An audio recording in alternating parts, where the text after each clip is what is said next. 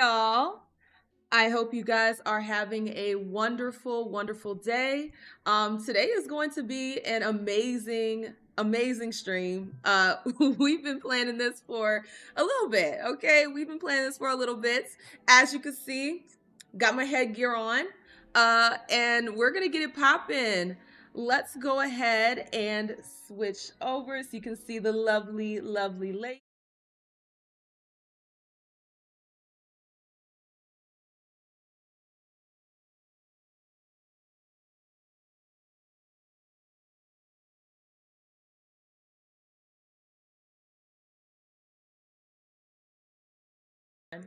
Can you hear me now? Oh my God. I don't, well, you should be able to hear me now because I see the, okay. All right. Audio. I swear, technology, they make technology so smart that it's stupid. Like, why can't things just be simple?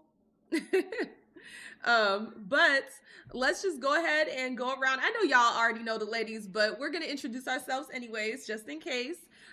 So whomever would like to start, we'll go ahead and get into some introductions. Oh wait, you're muted.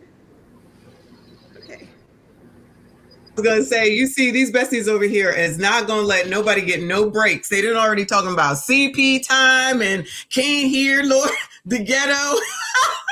As per usual, shout out to all of y'all. My name is Bessie Michon over here on Live and Reacts.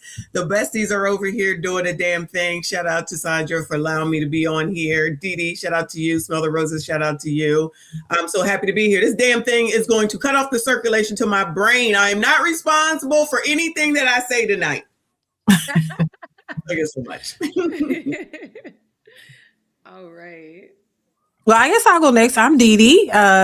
YouTube channel is Dee Dee's Reactions. Also on other platforms is Dee Dee's Reactions as well. I react to the Bonnet Crew Society. So if you want to hear that kind of commentary, go ahead and follow and support and subscribe to the channel. And I'm Smell the Roses. I'm new to content on YouTube and I'm making my way. I cover some topics like this and other lifestyle and self-development on my channel. And I'm happy to be here. Thank you for having me. And it's lovely to see all of you all. Thank you. Thank y'all so much. Yeah, it's very nice to talk to other Black women that aren't hyenas. It's a very lovely experience being able to talk to other ladies that have a good head on their shoulders, and we're all working hard to basically correct. And this is going to be the overall topic of today's stream: correct the image of the Black woman. Okay, because I don't know if y'all have noticed. I mean, our channels show that we have noticed, but the image of the Black woman is it's disappointing, to say the least. It is very disappointing.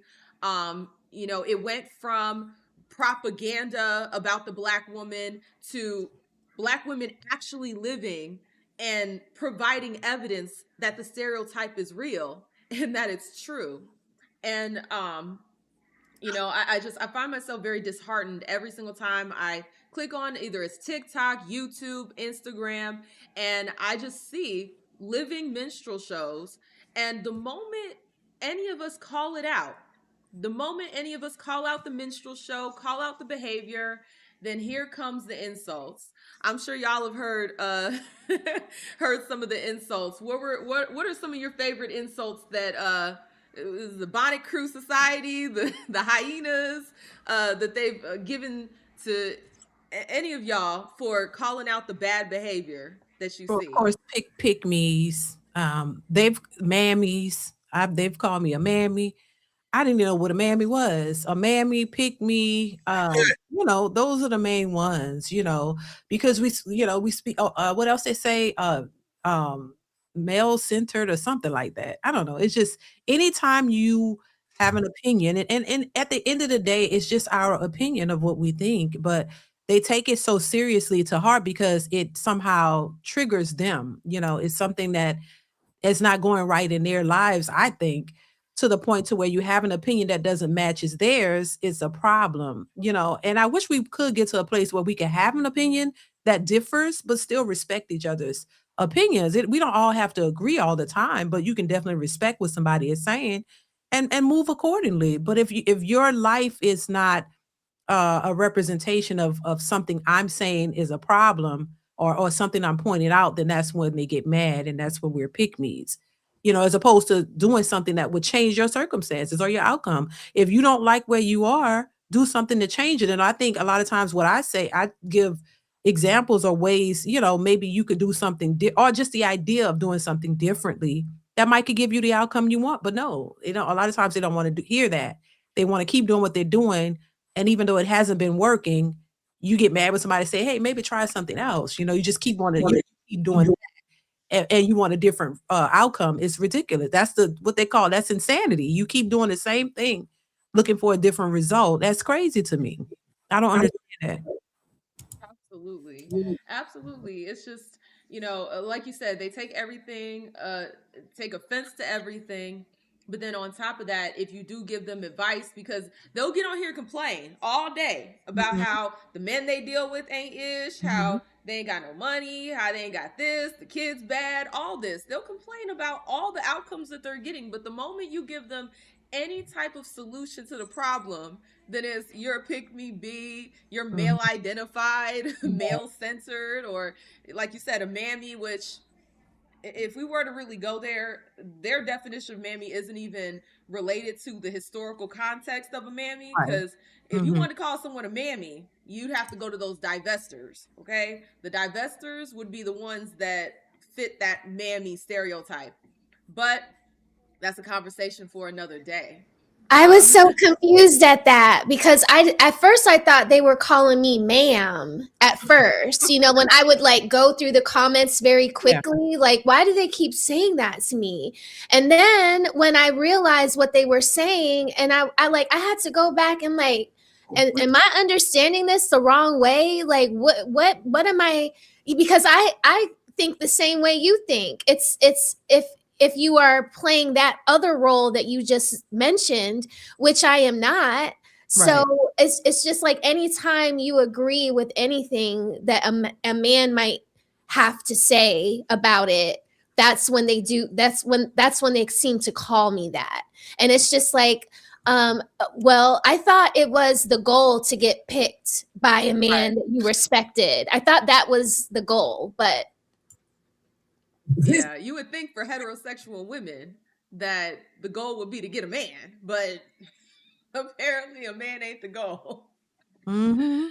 And it's funny because the ones who they call pick me's and all either be married or have a man. Like, I'm just don't understand that everybody that they call pick me's have a man for the most part.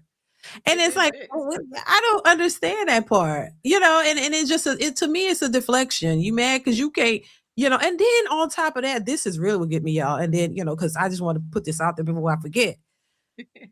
Why is it that if you've had negative experiences with men, why is that the assumption across the board? I can't always relate to your experience of having horrible men in my life. You know what I'm saying? Like, I'm not saying, because I'm not saying men are all perfect. I ain't never saying that. I'm just saying, like, why is it that when they do find out you're either married or in a relationship or a committed relationship, well, I've had somebody tell me, "Oh, your husband might cheat on you." I'm like, "What is the problem?" Like, y'all, I mean, first you get one, and then then maybe say something.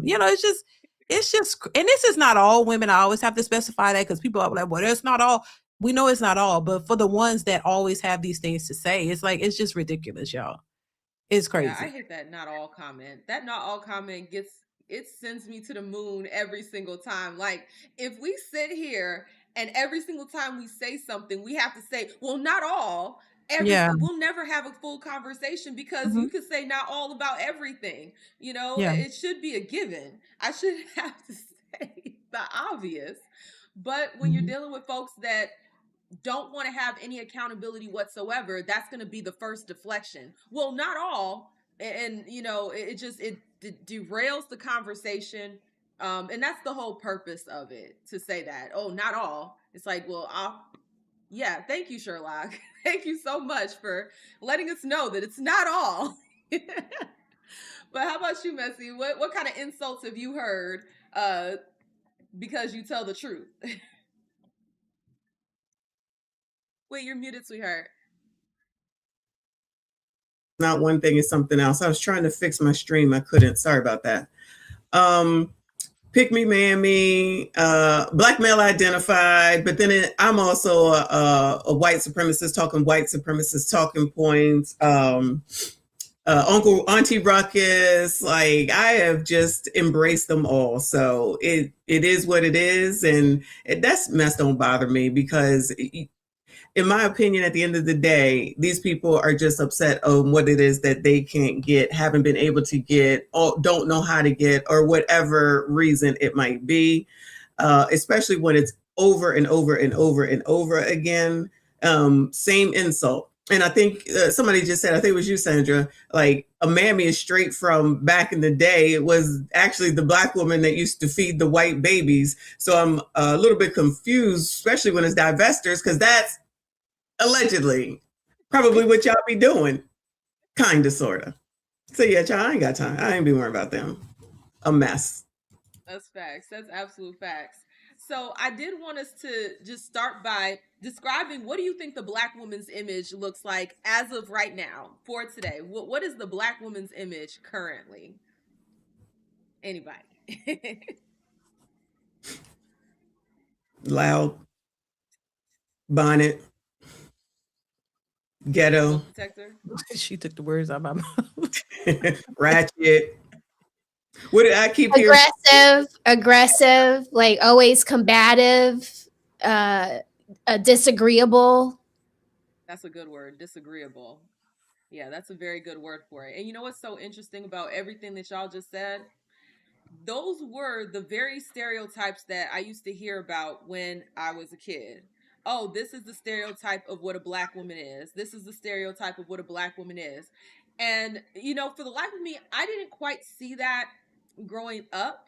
I saw black women working together and all of these different things, whether it was like my mother or my grandmother or just the women in my life.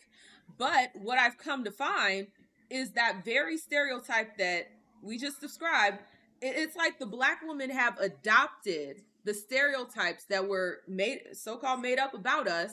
We've adopted it, and now it's somehow pro-black to behave that way. Have y'all noticed that? I don't disagree with the perception, but I also want to just put the caveat out there that it's, and I know you said already went over the not all type of stuff, but no, I can't even differentiate. Forget it. I was gonna try, but I can't because, child, I work in corporate America. I cannot even. I was gonna try, child. I was gonna try. No, everywhere. It's especially in the airport. I was gonna at least try at work. Yeah, but especially in the airport. I just saw another video where somebody was wilding and people were recording, and I'm looking back and I'm like, oh hell, not again. Not again. And I don't even think it has anything to do with spirit, but just the fact that you are loud, obnoxious, standing on the seat, screaming and yelling like, does anyone know how to problem resolve without getting loud and boisterous and crazy? And does everyone have to know that you have an issue? Does everyone have to know? That's the part. That is the part. I hate to see it online. I hate to see it in public. And it just, if you know that you live in a society where it's racist, what they'll say, the society is racist. If you know that you are living within that type of environment, why are you going to then put a target on your back by behaving in the exact way that you've been stereotyped as behaving?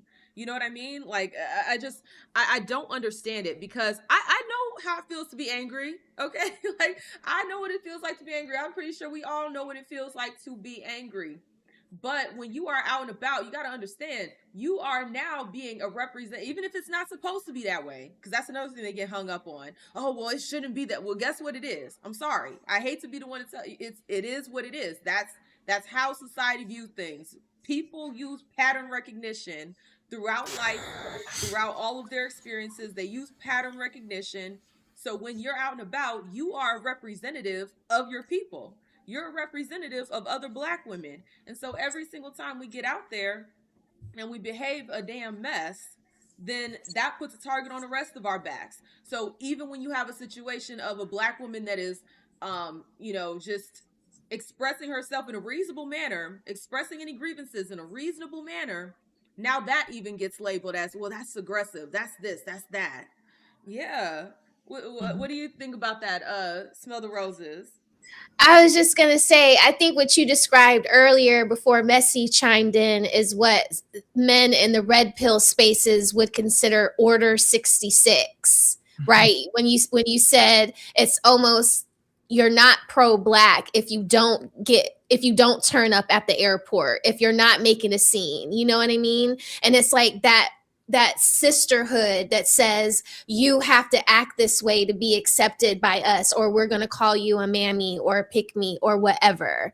I think it is yes, but what annoys me is that when they can notice it in other races, but they can't notice it of themselves, right? If you saw Becky acting like that, you would be so quick to call her YT trash. You know what I'm saying? But then you can't recognize it when you are doing, it's not black girl magic what you're doing, right? In this moment right here, you can dare consider this to be black girl magic. So then what is it? And then why don't you apply the same principle to that behavior? That is what annoys me, especially when we're at the airport. Because look, I'm going to be upset that she's being ratchet in the airport and she's causing a scene, but then I'm also going to be on high alert because it's like, how are they going to handle her? And now that becomes another situation. And then it's like she's looking at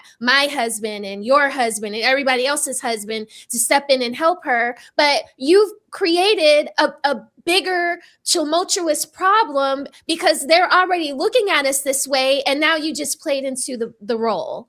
And so that is, it's asinine. I agree with Messi that it you know it needs to stop, and it's not cool, like disagreeing in an amicable manner is possible. You just get your new flight and you get on the next plane. That is what we all have to do as mature adults, and I'm just using that as an example because Messi brought it up, and it's recent, and I'm sure it's something that we've all can say we've seen somebody acting up and cutting up, acting a fool. They might have had a point, but they took it too far. But you know Exactly. what too though? That Exactly. comes from home training.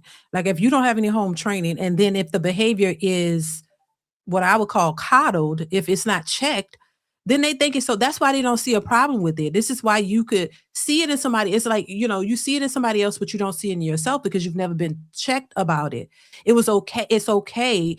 And the example that comes to my mind is when I saw this video of this guy talking about the teacher. He was talking about call the parent about the child acting up. She was on her phone and she took the phone and she called the parent to let her know, hey, your daughter, your child was acting up in school. I had to take her phone. And the mother was on the phone like, why did you take her phone?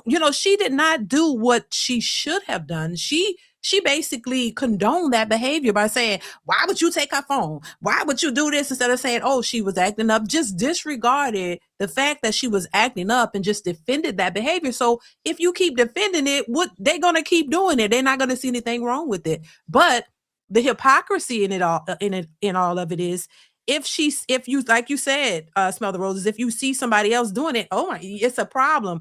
But then when you're doing it, you can't see yourself, and then when you're apprehended, it's like, oh, and now you're the victim. So like you said, we got to, now you're the victim, but your behavior is just dismissed. It's like, oh, that didn't happen. Oh, they just targeted you because, oh, you're black, now the racist card. It's a cycle, and we see it happening every single day, and it's just great. It's crazy. It's crazy.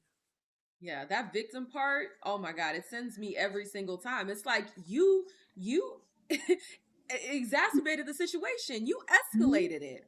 It's like in Yep. I think it was Smell the Roses, you brought this up earlier, where it was like you're expecting the men to then step up and solve this situation. You're expecting the men to put their lives on the line because you done escalated a situation that didn't need to go there. And see, this is why One of the things that I've noticed, and I've been saying this, I think that Black women, we have an issue with being hyperbolic. Okay, we put hyperbole in everything that we do, and it's unnecessary. We need to leave the hyperbole for narratives. We need to leave the hyperbole for poems. Okay, for creative writing, it does not need to be in our lives on how we put ourselves together or how we behave, because specifically we're talking about the look. Okay, eyelashes. Look, I've worn a pair of eyelashes before, okay? When they're like this and you got the Patrick Minks, it's too much. Hyperbole, okay? You're exaggerating. When you got the baby hairs, look, I love a good baby hair, okay? This was a baby hair. You see their hair is very little? I got a baby hair. I got a little baby hair. Where the hair is little, okay? They call it a baby hair because it's little. They take their whole entire front hairline and swoop it down above it's a flat bayang, okay? They done plastered the bayang to the forehead and they call it a baby hair. Again, hyperbole. And then if we're going to talk about the behavior, like y'all said, it's one thing to have a grievance. I get it. Sometimes you go out and about and people are not doing their job the way they should. We don't need to take it to 10 and start clapping around the store, screaming, making it everybody's business. Again, it's hyperbole. Not everything needs to be hyperbolic with us. It's okay to not, and I think part of this also comes from main character syndrome. I don't know. Maybe that comes from some main character syndrome. The reason why everything has to be so exaggerated so that we can absorb the attention. I don't get it. But it's going to be to our own detriment. I like that, main character syndrome. I like that. I'm going to start saying that, she's got the main character syndrome, like to kind of clean it up a little bit. That's what it seems like. That is exactly what it seems like. But y'all, I do want us to react to a couple different TikToks because the Black woman's image is going to be a topic of discussion. Okay. And we have a lineup of Black men and Black women giving their feedback on different things happening. Now, some of this is going to be tap dancing. I'm just going to let y'all know. Some of this is going to be tap dancing. We're going to break it down as to what they're saying and why it's incorrect. Okay. Or maybe there's some things that's in there that's true. We will have a nuanced perspective about this. But I do want us to look at a few different TikToks and kind of break this issue down, and hopefully we can get to some more solutions, because I am a solution-oriented individual, at least I try to be. So I do want us to get to a solution for all of this. All right, let's see. This is the first TikTok, and I don't know if you guys remember the AI videos that were going around a few months back. They had the gorilla. Well, wait, somebody schooled me. It wasn't a gorilla. It was Bigfoot. They had Bigfoot with the bonnet and the weave and all that stuff and doing all the ghetto mannerisms and speech and all of that. And everybody was like, oh my God, the AI is targeting Black women. Y'all remember those videos? Yeah. Yes. Yeah. So this is what this brother is talking about. He's talking about how using AI to destroy the Black woman's image, how it's a problem. Let's see what he has to say. Let me know if you guys can hear the video. Wait, no, you can't because the audio went on. Hold on. Okay. Black women. I have been doing heavy racist people using AI as the new propaganda towards Black women. I have been doing heavy research on this, and majority of the videos that is created by AI on Black women has always been painted to be negative. It's always the center of a Black woman doing something completely abhorrent or unjustified. Either that or they're constantly yelling at the screen, they're always angry, they're loud, they're fighting someone. It's more than just jealousy and hatred. It's obsession. And when you have a particular obsession over a group of people, Black women, that is obviously outperforming you than any other demographic in America. You're going to paint the narrative by any means necessary that not only Black women cannot be trusted, have anger issues, and vile creatures, it is to ruin their social image and their reputation. They will use that propaganda AI to convince millions of people, so once they see it more than enough times, it becomes a pattern. and they will be convinced. For hundreds of years, white women have been complaining to the government of just how demure and elegant and slaying the black women have been. From hair to clothing style, from jewels, pearls, and feathers, from gold hoops on the ears to their wrists and their arms. It was old money, tasteful, richly, and godly. And for centuries, white people, especially white women, has always hated that from black women. So whenever you will see a black woman that's about to blow a fuse over something ridiculous, ask yourself, is this AI? Because there's a 9 times out of 10 chance that is the case. Because I'm going to tell you this right now. Black women never go on the internet getting angry or upset in front of millions of people if it wasn't justifiable or reasonable. All right. Who is this liar? Wait a minute. Is this AI? Is he AI? I thought it was a woman at first. So he is a low testosterone male. We just learned that yesterday. Okay. Low T. Low testosterone male. So there was a lot there. There was a lot there. So he's claiming, at least this is what I gathered, that it's all AI. That every single bit of the nasty, loud, obnoxious, rude, all of that is just AI, and black women are just so demure. All of us, we're all demure. We're all put together. We go out in pearls. Yep. How do y'all feel about what this good brother, this good Kang said about the black woman's image? Definitely low T. I agree with that. Low T. He's on TikTok, right? So that's like ran by the gunocracy. So he got to say that. He got to say that on that platform, or they'll drag him for filth. So I think he's just pandering. That's what I think he's doing. Pandering to the audience, trying to make a buck. So it's pandering. He doesn't truly believe this, but he knows that it's going to get him views. It's going to get him, the sisterhood in there saying, yes, this is a real man. Yes. I mean, because how can you not see the videos from like a rental car place? We've seen us cutting up in there. I've seen us cutting up in Walmart.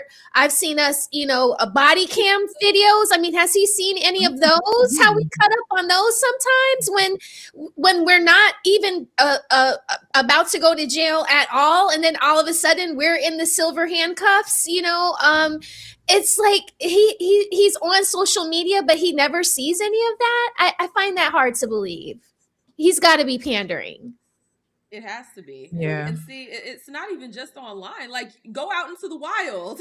go out into the wild and just be observant. Okay? I'm not saying you're always going to see it, but to pretend like you haven't seen it, or to pretend like this is just coming out of nowhere, that it's all AI. These videos have been going around since before AI was popularized, okay? Right. AI has been relatively recent for, outside of like Google and stuff like that, because AI has been around, but the AI that we have now where it's producing videos off of commands and things like that is relatively new. But these issues, this behavior, I can clearly remember seeing it on Flavor of Love. Okay, we saw that on Flavor of Love back in the day. And we saw him cutting up. And wasn't it easy? Like, didn't New York used to be like, oh, she YT trash, or we used to call it out, but they were all a funky bunch, So like, for people that would watch something like this and think that we're just harking on black women, no, we're not. But there is a group of us that are cutting up, and we should acknowledge it. Not to say that there's not a group in every category of demographic of woman, and we could be speaking to Becky Bonquishas, Mylene Bonquishas. If you're a Bonquisha, you're a Bonquisha.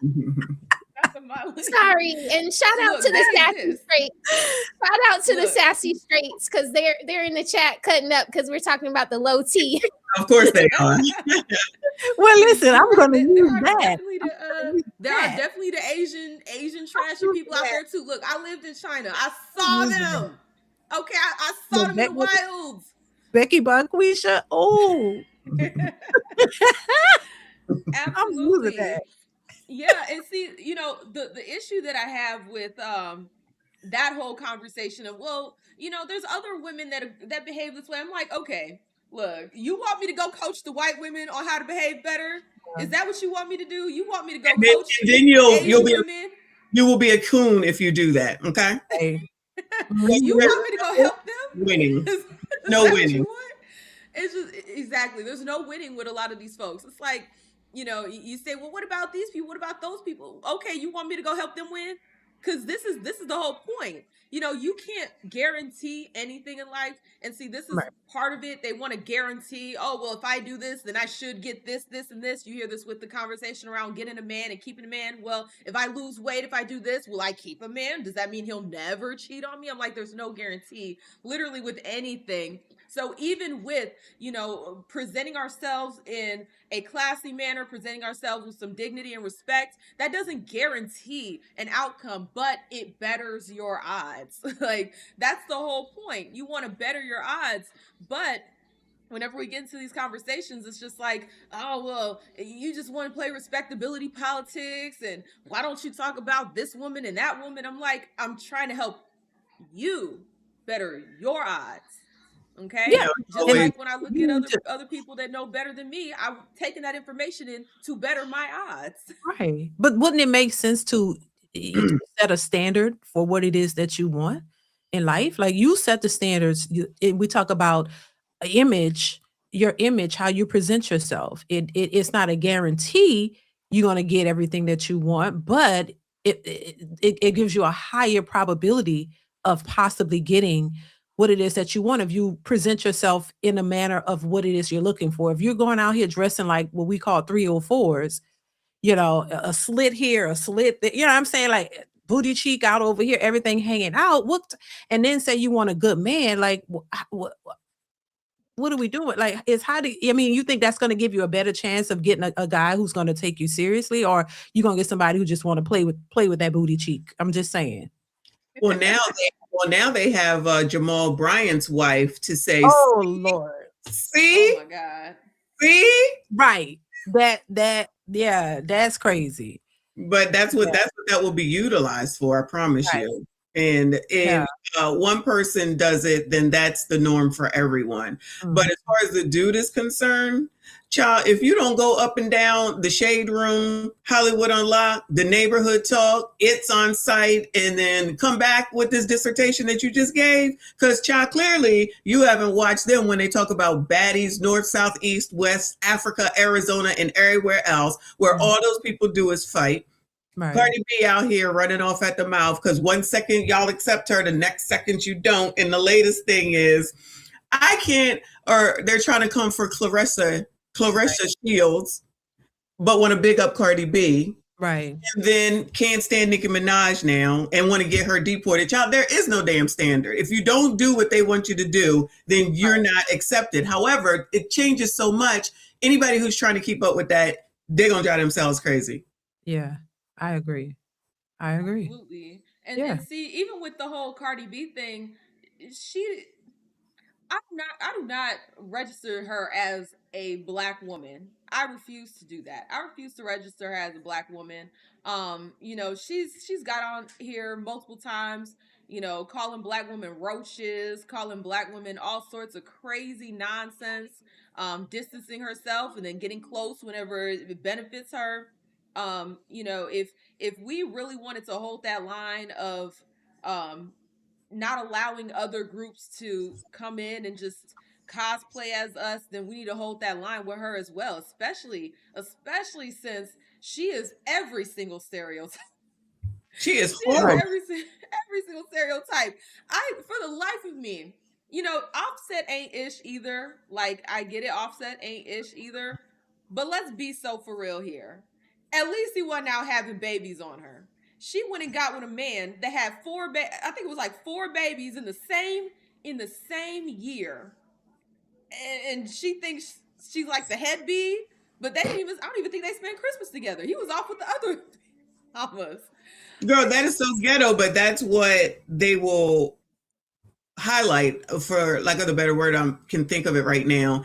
That mess, when the woman is still married to somebody else, just had somebody else's baby, Then when somebody said something about it, she was like, "We just figured it out. Now I'm somebody's baby mom." Girl, is that a great title to have? Shout out to you for being a loser. I don't care how much money you have. Not that you were a winner beforehand, because you've been complaining about Offset since he came into the damn picture. I remember these two idiots when they was giving each other money in the refrigerator. I said, "What in the hell is this? This is your birthday present, money in the refrigerator." Child, don't food belong in the refrigerator? What are we doing? You can't buy this child a present. Don't y'all have the money? You can't buy a present. All right. Always front or showing off for the daggone internet. But then when shit go wrong, you don't want nobody to talk about you. Nah, bitch, you want us to talk about you. We're going to talk about you with regard to everything. You cannot pick and choose. And that's the other thing. They like to pick and choose what you talk about and what you don't talk about. Nah, that's not how that works, sis. Y'all want to be out here wilding? It's a reflection on all of us. So yeah, I'm going to talk about it because I got to make sure that I differentiate myself from this foolishness, and it's for anybody, because then they'll say you're pandering to the white man. Child, I can't stand nobody. So there's no favorites at all. F them, and especially liberal white women. I don't give a damn. Okay, right is right and wrong is wrong, and that's what it is at the end of the damn day. Y'all the ones that are making these excuses for this foolishness. That daggone person who created the Zeus network ain't nothing but foolishness on there, from what I understand. Mm-hmm. And they pay for it. It's a paid for service. That is it's crazy. Hard. Literally everything on the Zeus network is just toxic nonsense. But I mean, it's Black owned, you guys. It's for us, by us. It's like, you know, I just, the part that I cannot stand about this entire situation is they will get so angry, especially the video we just watched. They get so angry at the AI videos of Black women behaving this way, but you're not mad at what's going on Zeus Network, where you got real life blood, sweat, tears, real life Black women IRL behaving worse, honestly worse, because when they're throwing punches, they're real. When they're throwing drinks, they're real. When they're slinging insults, it's real. So what are we talking about here? You're more upset with the AI, but you're not upset with the real life minstrels? How could you be mad at one and not the other? They're both basically doing the same thing, destroying the image of the Black woman. But we're COONs if we call that out. We're pick-me's if we call that out. But y'all can call out the AI images of the same exact behavior. But I can't call out the IRL, the real women behaving this way, the real Black women behaving this way. That's how I know it's not about an actual principle. Because if it was, they'd keep that same energy. They'd be upset about the AI, but they'd also be upset, probably more upset, about the real life Black women who behave like minstrel shows, put it online, thinking it's all cute, because they get to, I guess, monetize off of ratchetness. It's not a real principle. They don't really care. It's just anything to spite white supremacy, anything to spite white people. They will literally cut off their own nose if it would make white people, or at least they think it would make white people feel some type of way. That's the part. It's just I don't understand it. It's not for me to understand. It's not for me. I was trying to come to terms with things I don't understand. I'm just like, you know what? Maybe it's not meant to be. It's not meant to be for me to understand this foolishness. So, you know, I really want us as Black women as a whole to really get it together. There's never going to be a perfect, you know, every Black woman has their stuff together, but we could at least clean up most of it. Because what I find, and we've kind of talked about this earlier with other groups having their ratchets, it's not that other groups don't have their ratchets. They don't put their ratchets as the face of the group. Right. They don't hype up their ratchets. They don't make, and they don't accept other ratchets into their group. Like how you mentioned Cardi B. I'm going to throw in Erica Mena or a Baddie B or whatever, that young lady that comes from Dr. Phil that was very Black centric, but she's clearly a white woman. You know what I mean? They throw her out of the gynocracy, but then they accept Cardi B's ratchetness, and that stuff doesn't go off onto the Latino community. That is pinned to us, and so I don't like that either, and I'm glad that you said that. I am a mixed woman. My father is African American, or FBA rather, and my mother is from Spain. Cardi B's parents are not on board with her identifying as Black, you know, like that. In their house there's a very set standard. That's why when she was pregnant by this last guy, she was like, my parents don't even know, because they're going to say more of what they said the first time with Offset. And it's, why are you doing this? Because they consider it trashy. Not only her behavior, but who she's decided to link herself to.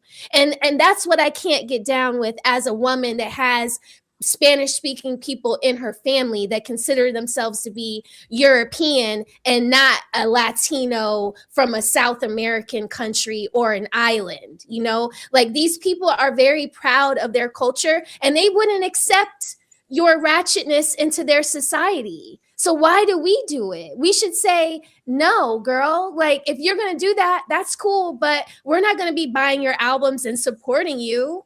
But clearly it's like a thing that we just have to do. We have to be on board with WAP. We have to be on board with her saying that she's robbing people and saying the N-word. I mean, that's too much. That's a step too far. We should not allow that. Absolutely. But you know, that just seems to be the overall behavior of, you know, Black Americans as a whole, is you know, accepting everyone else's trash.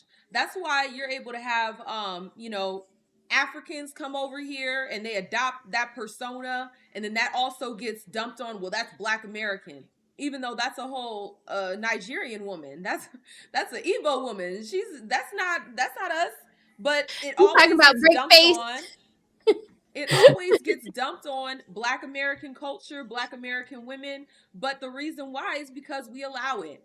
We allow it. And you know, that differentiation or that delineation, I'm glad that it happened, but it's a little bit too late for it, because it's already been labeled as, oh, that's Black American behavior. That's the Black American woman way. And it's just like, I hate that for us, but at the end of the day, we got to hold that L, because we allowed that to happen.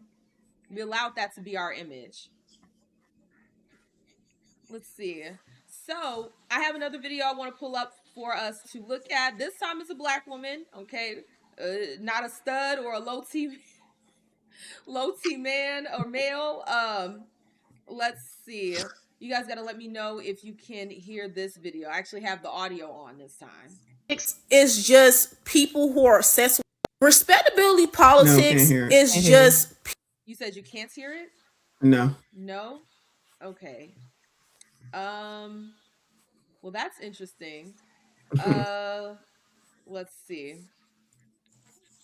Justin is the tech man. Y'all already know. Justin is the tech savvy one. My husband's name is Justin. That's so funny. We're twinsies. Love a good Justin. Okay, let me see. Well, they can hear it in the chat, but I can't hear it. Y'all can hear it in the chat, but they can hear it in the chat, but y'all can't hear it. That's weird. That's very weird. Let me see. Let me try doing it again. Let's see. So share the screen. I'm gonna do that. Also share audio. Tab audio. Should I do that? Or maybe. Is it gonna be double now?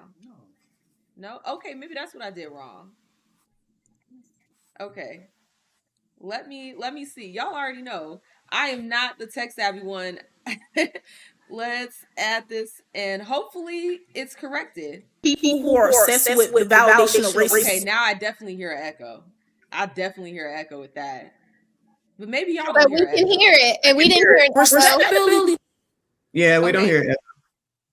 You don't hear an echo? Okay, as long as y'all don't hear an echo, I can deal with the echo if it's just me. All right, let me play the video, and then we're gonna go ahead and talk about it. Respectability politics is just people who are obsessed with the validation of racist white people and don't seem to realize racist white people always move the goalposts, right? Okay, hold on, because now the chat is saying they hear the echo. Okay, it'll be fine.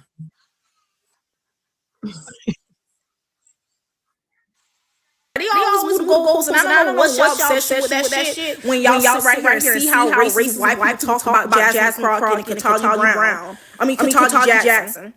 right? Even though they're one of the most respectable black women in this country, they still call them ghetto. They still treat them like. They can hear the echo. They say it sounds like there's aliens 10 aliens talking at the same time. Wow. They wilding out in the chat. You guys, come on. I see a lot of sassy straights up in here.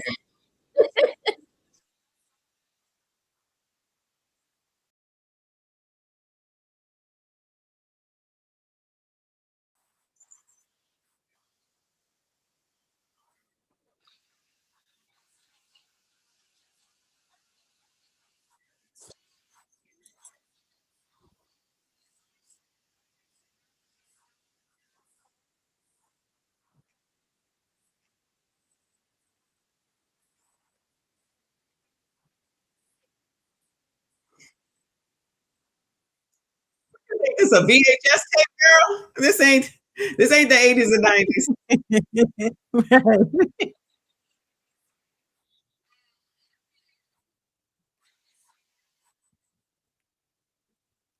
Shout out to Jay Witt up in here. I see you.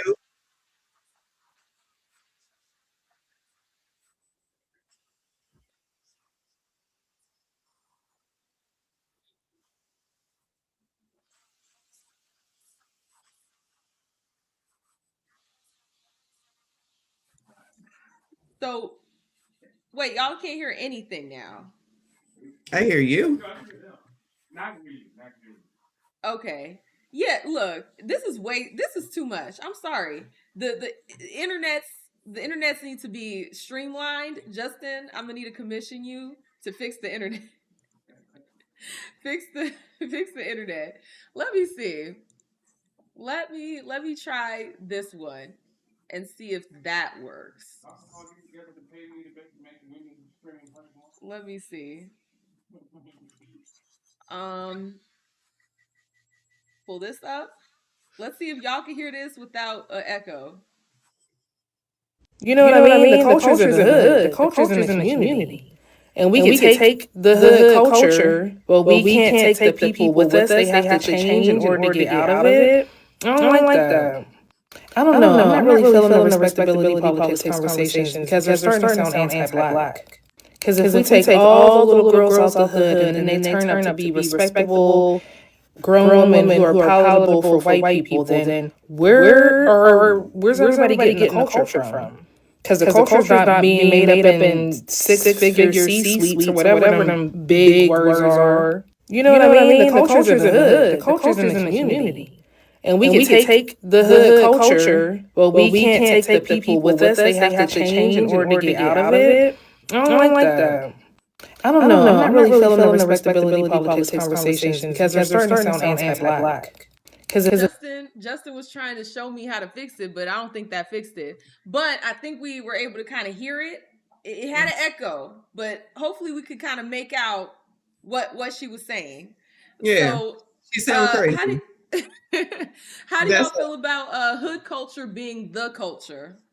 It's a mess. It's a mess. We should not be synonymous with hood, like hood being ratchet and of the hood and just being degenerate should not be associated with being black.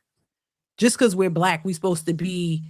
That's what our culture. There's so much culture we do have, but why is it that the hood ratchet part is the basis for what we're supposed to be? That's crazy.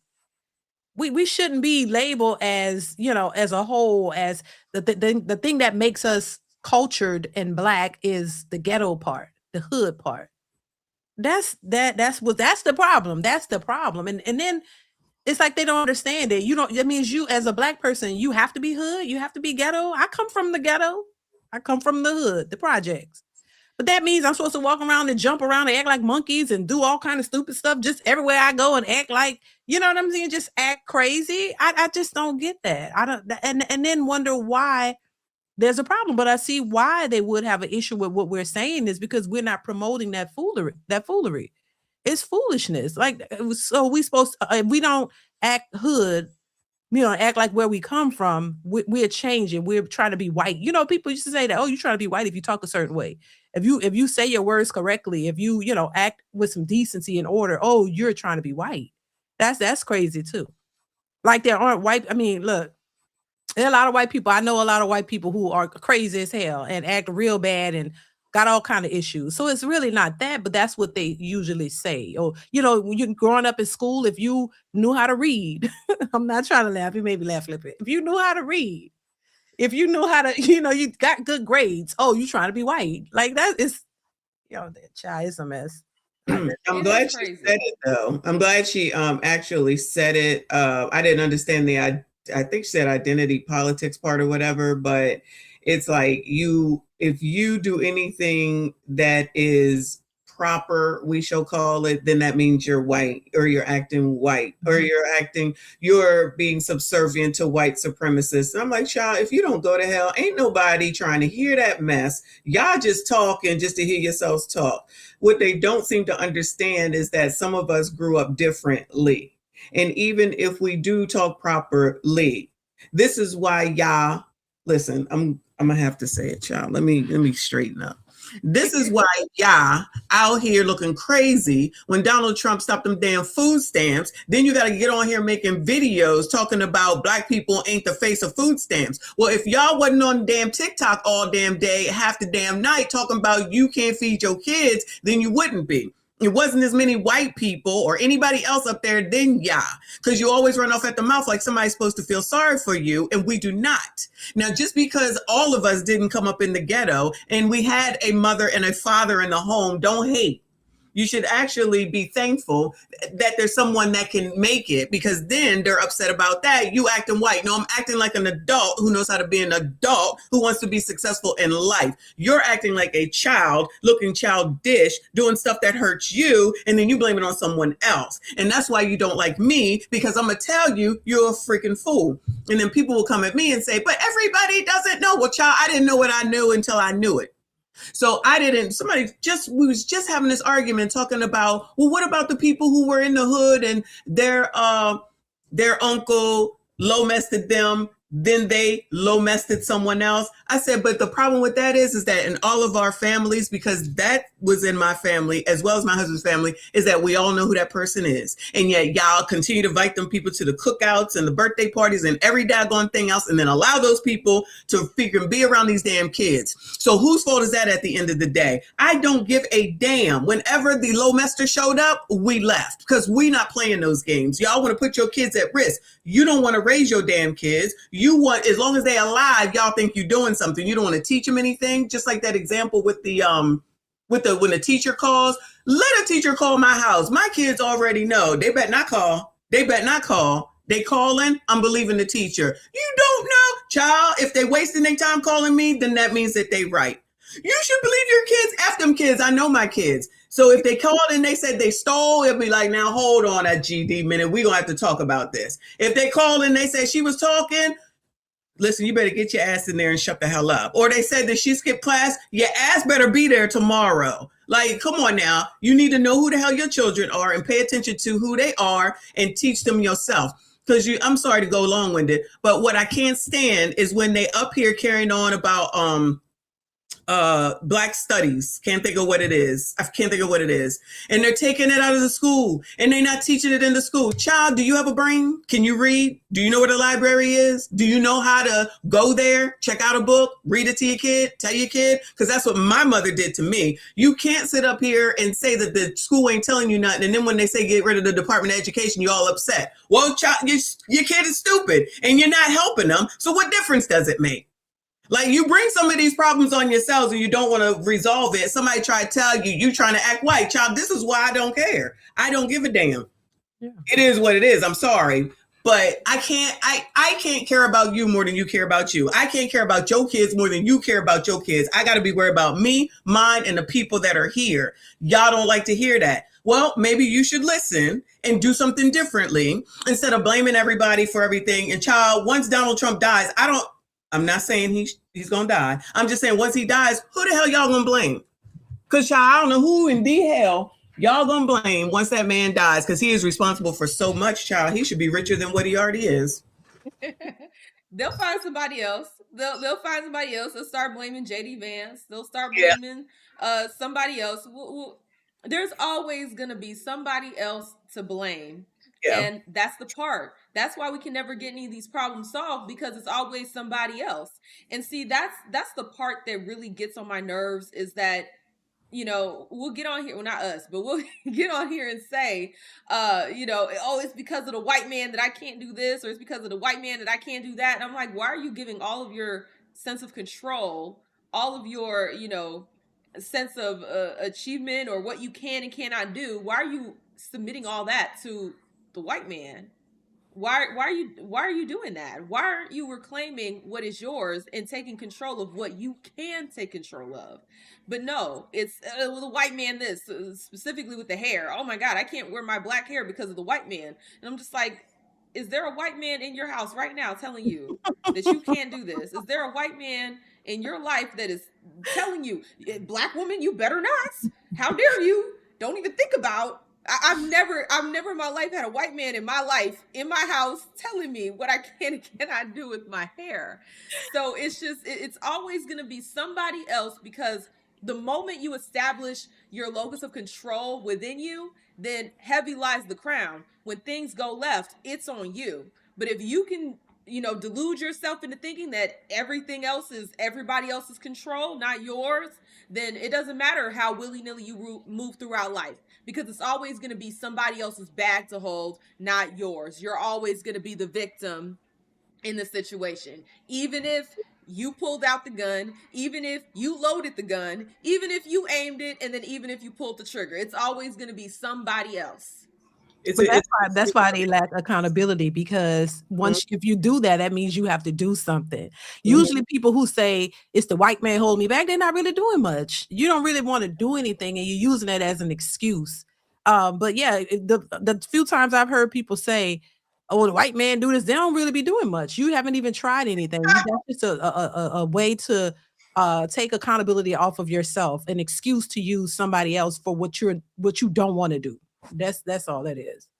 They sitting up here trying to gaslight. I'll say gaslight in California, because they're trying to pass. They're going to pass reparations. Okay, and in it is the dude said that we've been subjective to redlining and we need to have money to buy houses. And I'm like, Ninja, there's money already to buy houses. It's like these people waiting for it to say black, and then that means it's for you. I'm like, you know, all this stuff that's out here is for all of us. You have people making you think, or you just think in your head that you're waiting for something to come to your door with a nice ribbon on it that says black. And then all of a sudden you're like, oh, that's for me. We have never bought a house without assistance money that is already out there. And they're sitting up here talking about reparations is going to give you money. Child, if y'all don't go ahead and open a book and use that damn Google or talk to Chat GPT or something, because child, at this point with Chat GPT, there is no damn excuse. You can ask it or write to it anything that you want. I'm over it. Yeah, absolutely. And there was something that you mentioned, and then also the video had mentioned. They were talking about what's her name? Jasmine Crockett. And you know, the whole concept of talking white and all this other stuff. This heifer really got on here and she said, yeah, I'm college educated, yeah, I'm a lawmaker, but guess what, I'm also a black woman. And I'm just like, you crusty, dusty broad, did you really just isolate your black womanhood from all of these prestigious titles that you have? You have now isolated and separated your black womanhood from being accomplished. So what does that leave for your black womanness? What is left for that when you say, well, yeah, I'm this, all these prestigious things, but I'm also a black woman? Bitch, what? Excuse the hell out of you. And it's like, y'all want to get on here, not y'all, but y'all want to get on here and say how the black woman is the most hated or unprotected and all these other things, but you just disrespected the black woman. Right. And in that video, the lady was talking about, well, I don't like the way that they portray Jasmine Crockett. They say that she's not this, and they try to ghettoify her. And I'm like, no, she ghettoified herself.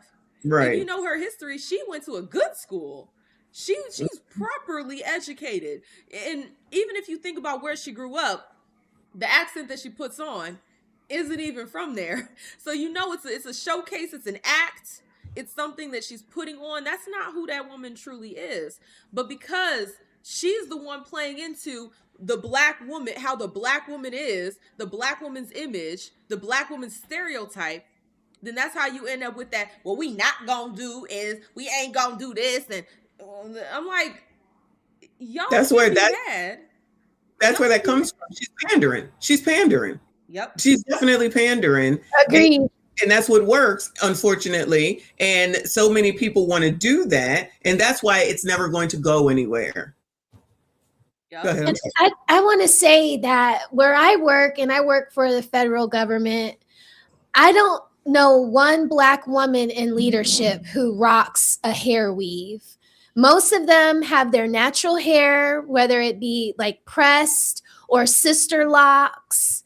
But in high leadership, I don't see a bunch of hair weave. So I would counter that the workplace makes you feel like you can't wear your natural hair.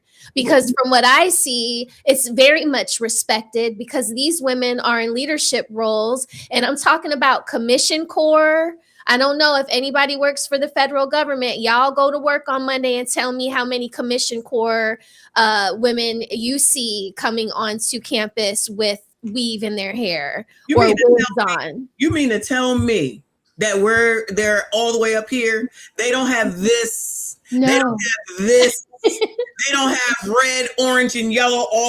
What? Yeah. Exactly. And most of those people, are they married? Yes, most always. If a few of the leaders that are on my Instagram page, if I'm with them, I'm celebrating a husband's retirement or a husband's promotion. That family, big on family and proud of their families, and they these are the kind of people that and Jasmine Crockett went to a private school. She is these leaders that I'm talking about because she also holds a very high position in leadership. She doesn't act like a leader, but she has a very high position. And she even went to a good school growing up. They paid a tuition, a private school. She got her JD. I mean, come on. And you mean to tell me you were doing that black girl thing all the way through? You couldn't have been because you wouldn't have made it. Right. So it's so disingenuous. It's definitely a grift. And it's sad. And it's to pander to people that can't do nothing for you anyway at the end of the day except vote for you. And since everybody can't vote for you, it's not worth it. But to take a step back into when you just said that where you are, they're married, because I made this point previously that you're only going to get so far if you're not married in corporate America. I said, you don't have to believe it. You can refute me all you want to. They don't want anybody to be single, wilding, too young, out here looking crazy, bringing weird, vibes to, reputational risk to the company. They don't want that. So you can be single, independent. I don't need a man. That's why those positions that got taken out, the 300,000, allegedly, those 300,000 that got taken out, they wasn't worth a damn. They was not worth a damn, because if you really were in some sort of position that was all that, they wouldn't have gotten rid of you. Joe Biden and Cam had a interim person to talk to them about black women, some dumbass title like that. Y'all out here, he was out here making up shit for y'all. And now somebody with some damn sense said, child, ain't nobody playing these games with y'all.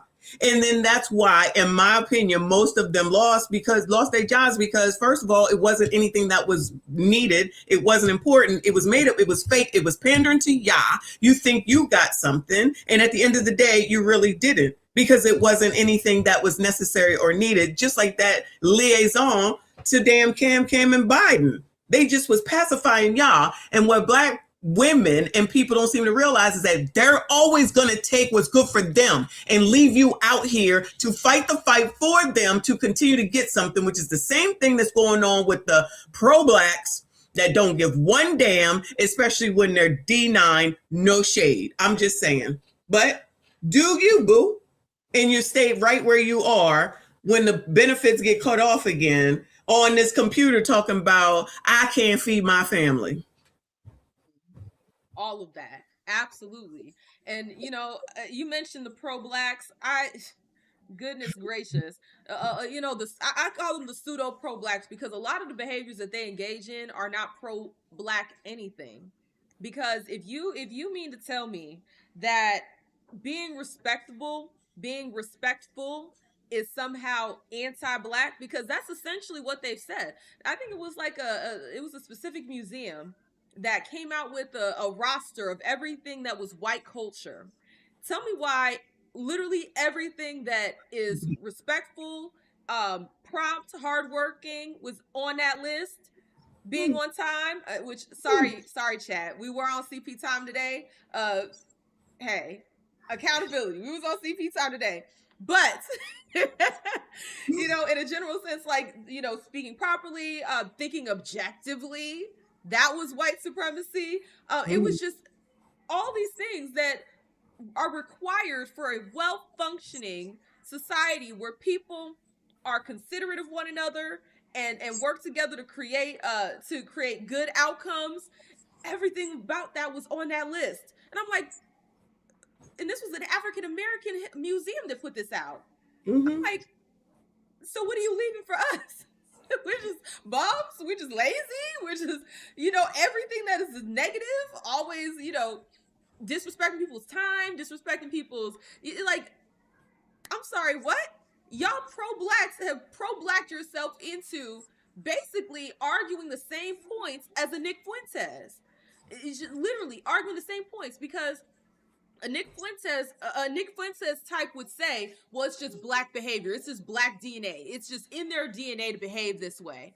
But then when you as a so-called pro-black get out there and you try to defend that ratchet behavior and you say it's white supremacist to call it out, then you're making the same argument as the Nick Fuentes, that type of ratchetness is just inherently black. It is just inherently us.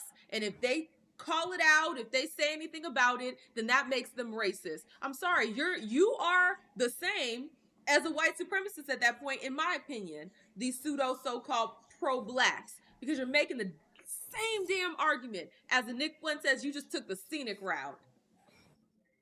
That's really how I feel about it. And I do want us to get on just how we present ourselves, even just from an aesthetic point. Okay, how we present ourselves, because I like that you brought up that in the federal government with corporate, you have black women wearing their natural hair, not being hyperbolic with the way that they present themselves. But oftentimes what you'll hear is, well, I can't do that because they won't allow that in the corporate setting. They won't allow that. So how is it that your experience is completely opposite to what the hive mind, the hive bonnet mind, is saying about about natural hair or wearing your hair? I think they just are not comfortable with wearing their own natural hair. That's why they cover it up with weaves all the time or bonnets. I don't know what it is. Like, my mom perms my hair too. I had a perm, and I shout out to all of the people that taught me how to take care of my hair, because I didn't know how to do it either. Especially growing up with a white woman, her fix to it was just to cut it real low into like a little bald fade. That's how I grew up, and then it wasn't until I started to come to Atlanta and people were like, oh, you need to fix that kitchen back there. I'm like, oh, a kitchen? What is a kitchen? Oh, no, I can't have a kitchen. So then I got into the gel, the swoop, not the baby hairs, but the whole swoop. Remember that swoop we used to rock back in the 90s? And then I just started learning, and I don't know, like it became a thing where I just always had to have my hair done. But it was from the Black women that I saw every Saturday in the hair salon. They were getting either doobie wraps or rod sets or, all of them either transitioning from the creamy crack to not getting the creamy crack. You just learn so much in the beauty salon. I worked in the beauty salon. I love my hair. I love taking care of hair. I even wanted to do hair, but for whatever reason, they would rather do hard, crunchy hair all the time. That's how I describe it. It's like not the good weave, but like listen, y'all. It's talking about. It's stages to wearing hair weaves. It's like you go through high school and you get the cheap bundles and you grow up. And some of us, I wear weaves sometimes. I wear either the clip-ins or I'll do like on my wedding day, I had a leave out and a sew-in. I love sew-ins. My husband really loves sew-ins. He'd be like, get the bust down. But, I'm too old for that now.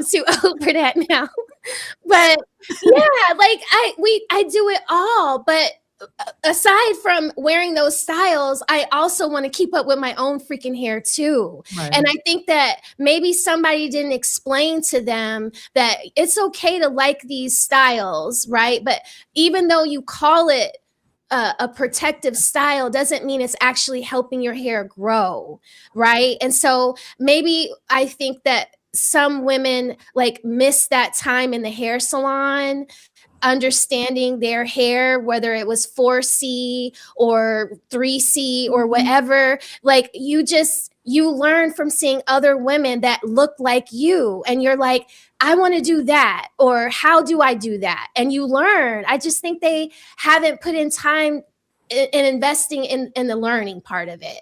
And so they want to hide it, and they want to they don't want to claim it, and they don't want you to make them feel guilty about it. I think you're spot on. I agree with what you said 100%. Listen, I'm a weave connoisseur. Okay, let me tell you something. I wear it all as well, but I also wear my natural hair out too, and I take care of my hair.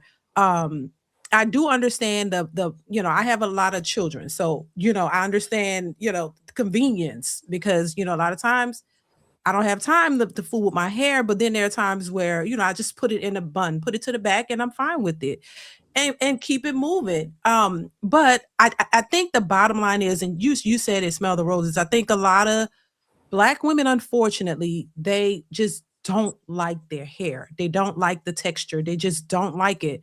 But if we say, oh, it's like they're not being honest about it. Oh, it's just for a protective style. Protective styles, you do that sometimes, and then you let your hair breathe. You pull your hair out. There are people I've never, when I used to go to church, because I don't, just saying, I ain't getting into that, but there were a lot of even church women who I met along over the years who said they hated their hair and just wore weaves all the time. But they were acknowledging that they hated it. A lot of these people don't want to even acknowledge that it's a hate thing, that they don't like their hair. A lot of us, we had perms at 5 and 6 years old, and so we're used to having that creamy crack, as you put it. Like, we're used to getting that. So I would understand if somebody told me, you know what, I had to adjust from not getting my hair straightened. I was introduced to this at a young age. This is all I know. So it took me some time to kind of transition and get into a different mind frame and then start to love my hair. I can understand that, but they don't even want to accept that is even an issue. It can't just be, oh, it's just a protective style. It's more to it than that, because you don't ever want to wear your hair. And then it's not just the fact of wearing a protective style, the texture. Somebody did a video on it where they don't even want to wear the texture of it. Because even if you wore extensions that mimic your texture of hair, it would even be more understandable. Hey, your texture of hair, you just wear you want it to look longer, you put some hair that looks like yours. And this little guy on Instagram, I don't know if y'all seen him. I don't know his name, but he goes around with the microphone and Trey, I think his name is Trey. Trey. Yeah, I love him. I love his videos. And these women get so defensive. It's like because you don't want to acknowledge that you hate your hair. That's really what it is. You hate your hair. You hate the texture. You wish you had a softer texture. You know, they were, or you have good hair back in the day. If you had, if you were mixed and you had curly, softer hair, that's, oh, you have good hair. I wish I had good hair. This is what you hear women saying. There's some young women acknowledging that they hate their hair. They wanted a different texture. It's not just about wearing a protective style. Once again, it's just they don't like the texture. They don't want to fool with it. So they never wear their hair at all. And you're right. The protective styles are not really necessarily protecting their hair. There are a lot of people who wear those wigs and they're bald across the front. Like they don't have any hair up here, that the demarcation from that glue in the wigs is balding them. And they keep putting it on. And I'm just like, hey, that is not, you're never going to be able to wear your hair because you're going to have the scalp is all irritated across the front. It looks horrible, but they keep plopping it on. And I'm like, that's not good. And keep putting it on the internet. Yeah. But for everybody to see. Exactly. So my story is a bit different, but I know about the creamy crack because being born in the 70s, there was the hot comb, then there was the relaxer, and then it was whatever came after that, sitting at the stove with the hot comb that was on the stove with the fire. So that's a life that I came from. But as soon as I noticed that there was something going on up here, I brought it to my mom and she was like, nothing is wrong. And unfortunately, I've lost my hair. But the difference is that the way that these people look is like the white people that they say are trying to be like us. So you got this long ass, blonde ass, brown, or not brown, blue ass, green ass, straight ass, all the way down to your ass hair, knowing damn well that that's not what our hair looks like or they're nothing about it. You know what I'm saying? So if you want to do that, that's fine. But please don't start talking about white supremacy and what white people want and how you acting white when you're the one with the freaking hair that looks like a white person's hair from top to damn bottom. And then it's always something crazy because I know y'all remember Kevin Samuels when he did his stream about you weren't supposed to look like RuPaul. That's who these people be looking like they dressing up like Ru damn Paul. And that's what the issue is, in my opinion. Now, if you want to look like a freaking drag queen, have the F at it. You're a grown adult or whatever. But me personally, I just do the same thing all damn time because it's just like, I don't have time to be doing all that and I don't want to look crazy. But what I did do also, instead of allowing that to continue to run in the family, which is what we tend to do, is that when my children, when I started to do their hair and I knew I didn't know what the hell I was doing, I got a book. I went and I bought a book and people made fun of me for that. People made fun of me because I went and bought a book to teach me how to do my children's hair, to teach me how to braid it, to teach me how to do all these different things to it until they were old enough to do it themselves. And then I said to them, I said, if you don't want to look like this, meaning me, I would suggest that you not do relaxers or straighten your hair. And both of them have a full head of natural hair that they'll put a wig on and they'll do extensions and they'll do all these other things, but they're not going to relax their hair. They stop that immediately and they got a full head of hair. So this mess on the what you can do what it is that you're willing to learn, in my opinion. So if you want to wear wigs and everything, of course you can, and it's not a big deal. But then don't turn around talking about the white man and white supremacy and what white women are trying to do when you are looking like the daggone white woman and or RuPaul at the end of the daggone day. You know what that reminds me of, and this is probably completely off topic, but this reminds me of that large lady who was on social media talking about racism is responsible for her being fat. I don't know why it came from. The same. Oh my God. Brittany Cooper, she's now saying something else just as crazy about racism. I have it stored to talk about, and it's like, this is an educated woman, big as all the outside, talking about everything is freaking racist. Yeah, she just wears me out. Yeah, she's a pain. And the fact that she still works at, I think, Rutgers or one of them prestigious Ivy League schools, and they allow it. It's crazy to me. Racism is the reason the diet don't work for her. The diet don't work the same due to racism. Yeah. as if our bodies don't operate on calories in, calories out. Like, I'm sorry, what? Excuse me? She was on But calories in. Go ahead. I did want to address one of the things that was brought up, and I'm appreciative of you sharing that, Mrs. Michonne. Thank you so much, because I love to hear when we break those cycles, because look, nobody's ever going to expect everything to always be perfect at any point in time. Like, that's unrealistic. The whole point is to course correct as best Mhm. we can. Mhm. And what I find is that a lot of, and this is real for people in general, but if I'm talking about my people, coach gonna stick with the team, okay? Mhm. Especially when it comes to our hair as Black women, you will see that the traction alopecia is passed down from generation to generation. Have you Mhm. guys heard of those princess cover-ups? Mm-mm, I haven't. So For essentially, the baby girls, like literally baby girls, like literally like 1, 2. But I'll let Sandra explain it. It's crazy.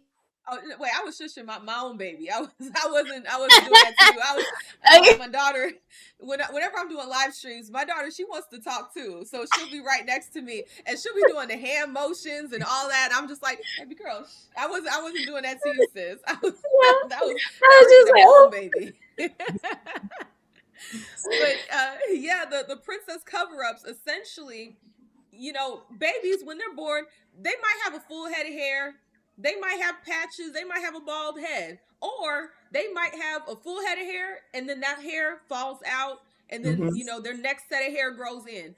But what you have is that there are a certain subset of Black women that are so obsessed with a particular type of look, okay, hypersensitive about their babies having bald spots, hypersensitive about their babies having patches in their head, which is natural. Okay, Mhm. when the baby is born, that's what it is. Some babies is gonna be bald headed for a little bit, Mhm. especially that little line in the back. Okay, Yep. both of my kids had that line in the back. It is Yep. what it is. But My son you had have it too. He was looking like it. He was looking like it for the longest. They was like, "Will you please cut his hair?" I'm like, "I'm trying to let it grow because I don't want to mess it up." But yeah, yeah, so I won't even show y'all what my son's hair look like right now. He going through it, but I'm gonna just let him go through it. I'm not gonna cover it up with a Prince cover up or something. But what they'll do is they'll put these little braids, and I don't even know how they do it. It's magic how they do it, because I can't even see how they do it, but they're able to braid what's there and add hair to it. And so essentially you'll have these babies that are 1 years old, 2 years old, with these tight braids, and they've latched onto something. I don't know, but it's like they'll have a full braids in their hair, but it's like it's latching onto like the tiniest of strings. And what you'll end up having is babies with traction alopecia. Their braids will be like this with giant gaps in between, because there's just no hair there. All the hair has been pulled so tightly. And they call it a princess cover up, but it's like, well, you're teaching your child to just cover up everything. That princess cover up is not going to just stop there. You're going to end up covering up for the rest of your life, because now you've created a problem where there wasn't a problem originally. So whereas your child was just going through the natural stages of, the hair being there or not being there, falling out if it does because they're a baby, and then growing back in, whereas you didn't have a problem then, now there is a problem because of all that tension, because of all that pulling and adding the fake hair, which some of that hair is cancerous. We've been finding that out. Mhm. You're Mhm. adding all these different things to the baby's hair. It's going to turn from a princess cover up to a queen cover up.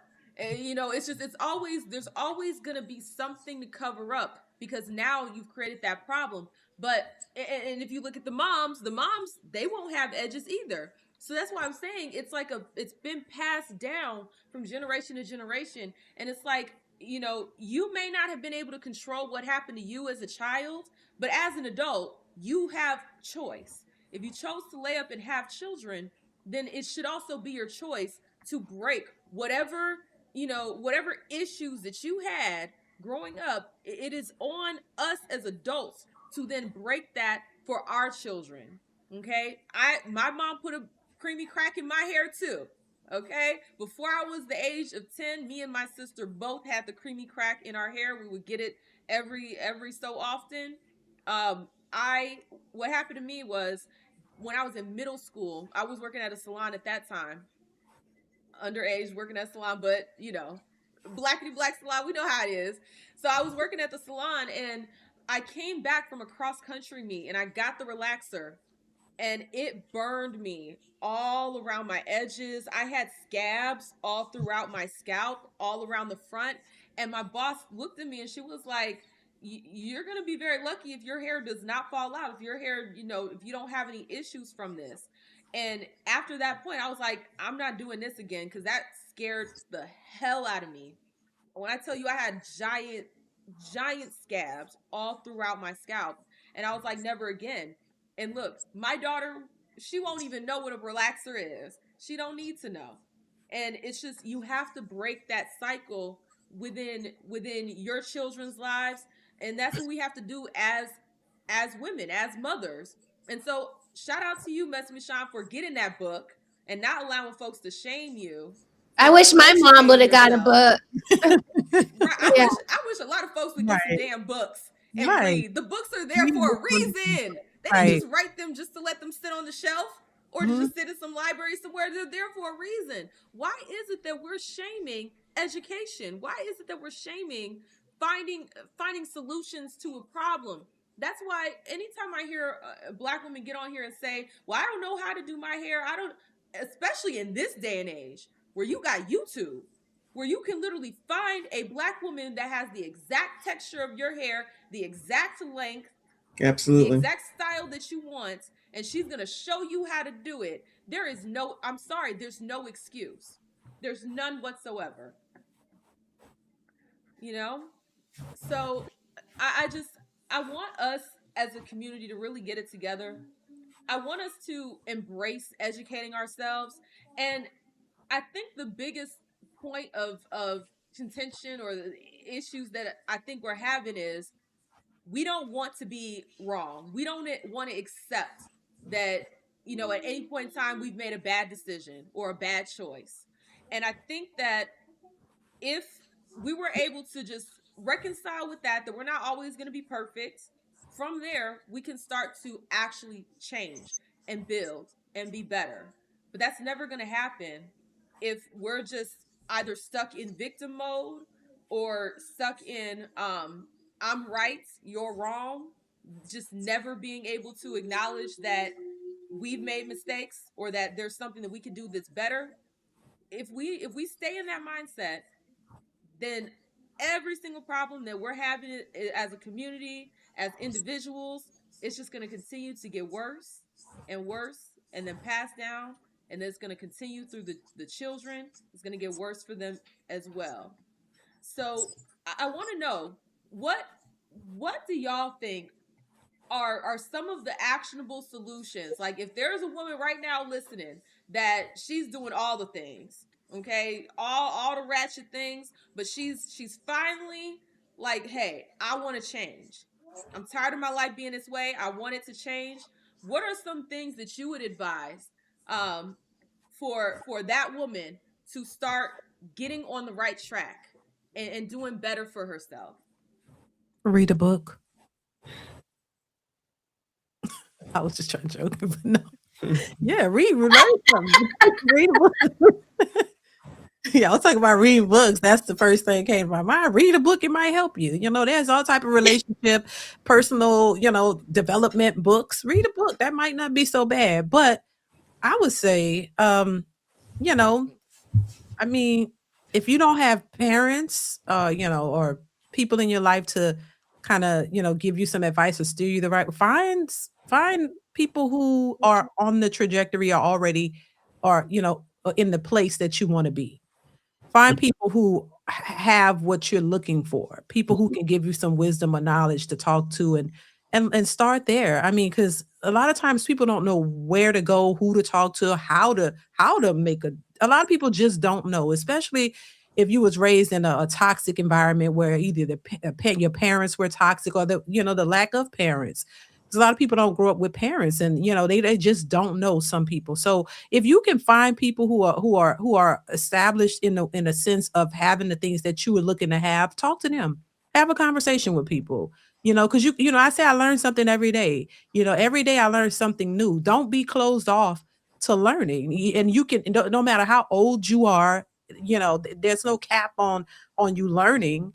Don't, a lot of people think that they're too old to listen to somebody else. No, I think wherever the knowledge is, take heed to it, listen to it, learn, grow, start, opening yourself up to knowledge and start, and being active in making a change. Because a lot of times people talk about, oh, I want to do this, but you don't never put the work. You got to put the work in. You got to understand that it's not going to happen overnight too. Like, there's a lot of things I had to work on as an individual too. And it didn't happen overnight. You know what I'm saying? So you gotta be self-aware, acknowledge that you have some things that you need to work on. You have some problems.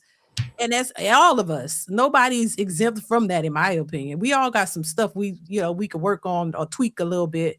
And that's okay, because I don't think nobody's perfect. Me personally, I think we all are works in progress. We all can tweak or change a few things for the better. So just get around like-minded people who are open to change, and people who have something solid to say, not just the ratchet ghetto that you're used to. Because I think that's the problem when you're surrounded around people who all think alike in a negative way. That's all you're gonna get. So be open to something different. Be open to the change. Be open to hearing from other people who have something you want to accomplish. That's what I would say. Start there. Yeah, that's you're basically saying getting a mentor, which Yeah. I agree. You're not gonna you can't go ask your auntie who is the same. You can't go ask your granny who is the same. So you have to get an actual mentor, which used to be a thing back when I was a child. They used to have big brothers and big sisters and people that volunteered and did all those type of things. But I would also add in, I agree with you completely, but I would add in mental health help. And I would say not to get mental health help from another freaking woman. I don't care what nobody say. You ain't gonna get the help that you need. And if I can be honest, if you could find a Black man to be a counselor, that probably would be best. I had to cross the mountains, over the rivers, and through the woods at one point to find a damn Black man in order to be my damn counselor, because it's not that daggone many. But you can't sit here and listen to white women because they just agree with everything that you say. You can't listen to Black women because they're going to tell you all the shit that you're already used to for the most part. So it got to be one man or another. I know that's not what they want to hear, all these damn feminists, but I'm telling you, if you really try and have something to freaking change, you'd be hard pressed to find a woman who's really going to talk to you the way that you need to be talked. Unless you want to talk to me, because child, I'll do it. And also some damn financial literacy, because we don't know how to keep money for shit. We don't know how to utilize money for nothing. And as soon as you get $10 million, you're going to lose $10 million. If you don't know what to do with it, how to hold it, how to use it, how to invest it, how to not spend it, all that type of stuff. Because we can't keep money for nothing, because too busy out here buying spiders, makeup, and weave and crap that don't matter, which is why, like I just said in one of my live streams, y'all waiting for tax time because you're going to get that earned income credit. You're going to have it by February. You're going to be broke by May at the latest. And you're going to be in the same position as you were before when, daggone well, you're going to get all that money and you can make a daggone difference in your life. But everybody always doing the same daggone thing and then end up in the same daggone place worrying about or asking daggone government to help your ass out. Not all, but that's what I think. So I like getting the book and getting the mentor, like Dee Dee and Messi have both said. I would say, I'm not perfect either. And so when Sandra asked the question, I'm thinking about a time in my life when I was a little bit ratchet, and the things that I had to do to change my life around. And I would say that reading self-help books was definitely one of them. I always had mentors in my life telling me when I was messing up. And so that kind of came from high school, and I just kept them through college. And then as I got into my profession, I always get a mentor, because I can't get to the next level without doing exactly what Messi and Dee Dee were saying, like getting around those people who you want to be like. Not necessarily copy them, but you like their lifestyle, you like where they've progressed in life. You really do have to be around them. So I would say, stop doing what makes you comfortable. You know, going out with your girlfriends, drinking, smoking, partying. You know, it's not just about the hairstyle or the lashes or the makeup. It's about the things that they're all connected to and why you're doing them. And so if you continue to not, you can take the weave off and you can take the eyelashes off, but if you're not actually, taking inventory of the people that you are around that helps you do these things that are considered ratchet, whether it's weave, eyelashes, smoking, or drinking, you're going to continuously do it. So don't do what's comfortable to you. Start doing what's uncomfortable. Stay home on a Saturday night. Maybe instead of going out drinking and boozing and partying, maybe you do a self-care Saturday. Or maybe you go to the library and you check out a book. Like what I would do when I was trying to change my life around, I started hanging out at museums because they were free during the day, and I could look at women who I aspired to be. Right. So if you're familiar with Atlanta, the High Museum is in a very swanky part of Atlanta.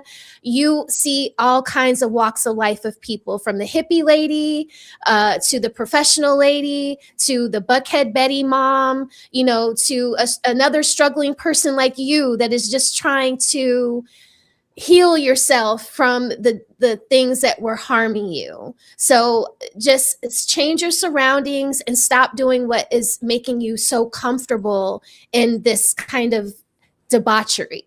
That's my advice, on top of the books and the mentor. Absolutely. I love everything that y'all said. As women, I think that's what the real sisterhood should be. It should be us encouraging each other to do better. It should be us, giving resources or rallying together to get resources together. Baby girl, go to dada. My daughter is just all over my desk. But She's gathering your resources. that's exactly what she's doing. But I want I want the women out there to understand, you don't have to be perfect. You can physically never be perfect. Nobody is ever going to be perfect. But we should all be striving to do better. And if you're hearing something and it's triggering you, whether it's a conversation around wearing your bonnet outside, whether it's a conversation around being too loud in public, whether it's a conversation around, anything, if it's making you feel uncomfortable, then that is your sign that deep down inside, you know that the behavior is wrong. Deep down inside, you know that there is something off about that behavior, and that should be your wake-up call that something needs to change. Whenever I hear a conversation and it makes me uncomfortable, I get that gut reaction like, then I'm like, okay, I need to investigate that a little bit further. What about that is causing me to feel, causing me to get in my fifis? Okay, that is a good starting point to looking within and having that self-reflection and self-awareness.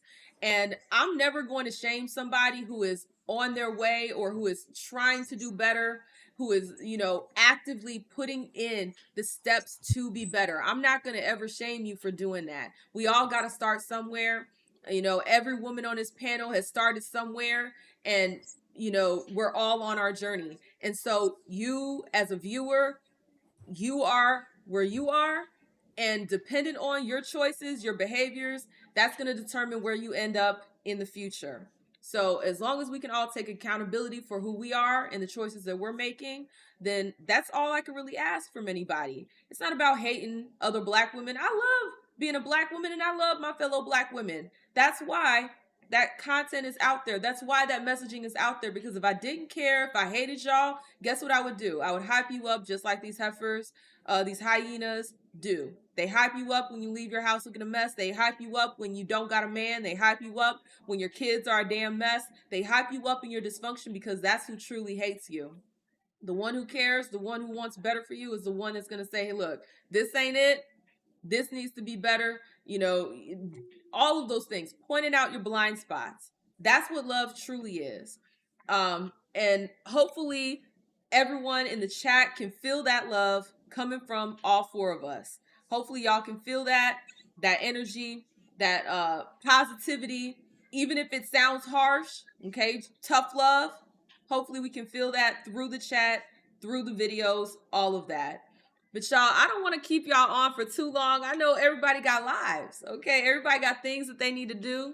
So before we get out of here, I just want to give everyone an opportunity to give their closing thoughts, and then I'm going to go through the supers. But whoever would like to go first to give their closing thoughts, jump right on in.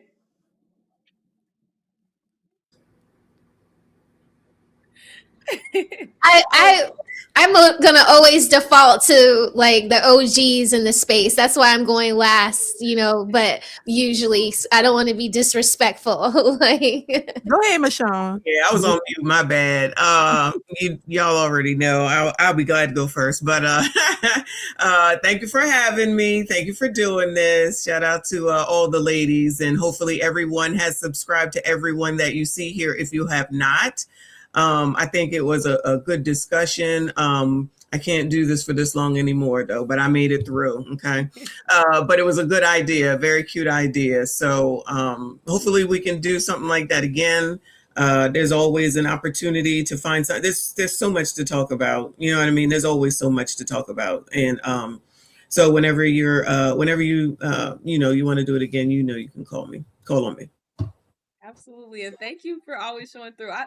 I love you. Like, no homo. If we're allowed to still say that, you know. I don't know. Be careful, child. Don't want to be straight. But yeah, all these ladies, they have wonderful channels. I'm a fan.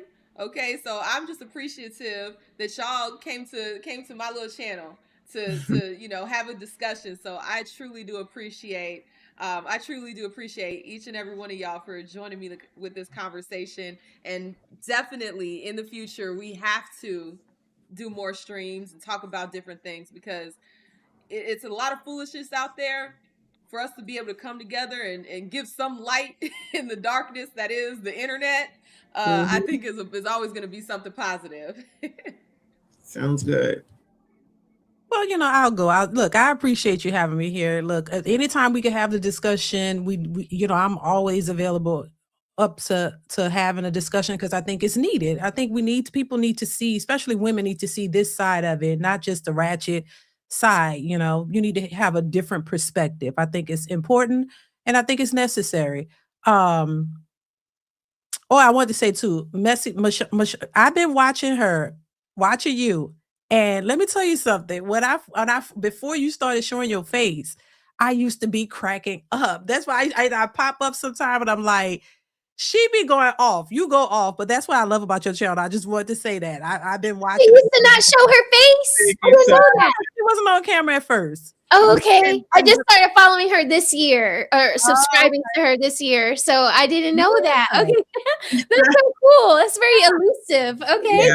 Thank you, Cindy. I appreciate you. Yeah, no problem. I didn't want to say that. And I think I probably have in your videos or something. But yeah, I just wanted to say that since you're here. Yeah, I love what you do. And you crack me up. When I first started hearing what you had to say, I'm like, oh man, and she don't hold back. And she just be going in. And I love that. Thank you. Appreciate it. The reason why I gravitated to Sandra Faye as well, because you go in too. And I think we need that. We need women who are going in on something that will help make a difference. Now, it's not so much how you say it, but to me, it's what you say. I don't care how you say it. If you're getting the message across, that's what's needed. Everything, when you're being chastised as a child, or you're chastising your child, a lot of times it's not always so sweet. And, sometimes you got to say, look, I need, you need, and then because that's what they respond to. It doesn't have to be abusive or anything. But I'm saying, like, we know how we, I know how I was raised. Like, everything wasn't peaches and cream. Look, get up, go do, and you go do it. But I think so people get caught up in the tone or the way it's being said, and they miss the message. I don't care about the tone. Give me the message. You're not going to always like it, but it's beneficial. So I just say, we need to have more conversations of women coming together, putting something positive out there that people can actually learn from and use. So yeah, I think this is great. And yeah, it is a little late. I'm getting old. I can't be sitting. I'd be tired. And I wanted this because oh my God, I just wanted to say that too. I've been getting so tired lately, y'all. That's old age creeping in. So I just want to say that. Me too. That's why I was looking at the time. I was like, hold up. Nah, but I love it though. Well, I watch all of y'all. I love Messy's microphone. That is like the best when she's snapping on the microphone. That is I love the echo, but I hate when I'm at work with it because I feel like everybody can hear it, and I'm like, oh my God, but I have my headphones on. But no, I learned so much from all of you ladies, and when y'all are snapping, it's not like belligerent. It's like what you need to hear. It's like straight to the point. And Sandra, there's been a couple of times where I was like, ooh, I was looking at this wrong. I didn't consider that perspective, so I learned a lot from y'all. I love watching y'all. I be in y'all's comments, in the chats. I try to drop as many super chats as I can to support everyone.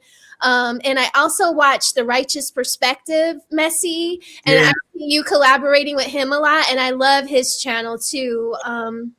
So yeah, I appreciate being able to come and talk on a panel like this. I don't present the way certain people on these spaces would like for me to present. I do feel like I am a Black woman, and sometimes people are a little miffed by that, but whatever. So I'm happy that I got to participate in the conversation because I see it too, and I have an opinion about it too. And whether I'm mixed or not, I can say that, my Aunt Sandra, who I love very much, would be mortified if she caught me out in a bonnet. And I just think of, her classiness and, the prestige of, she's kind of, in that hoity-toity group, but it was a standard, and she wanted us to, present well, and it mattered to her how the family was looked at.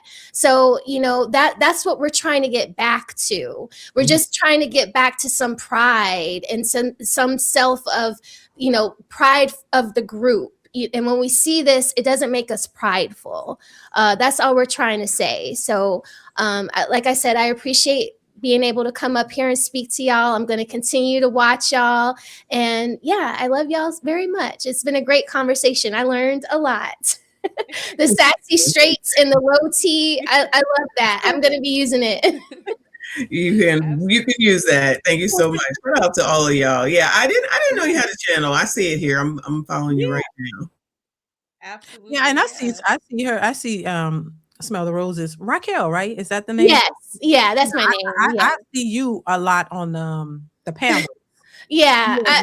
I'm finding my way around here. I'm learning that, not all panels are created equally, and I do want to be taken serious.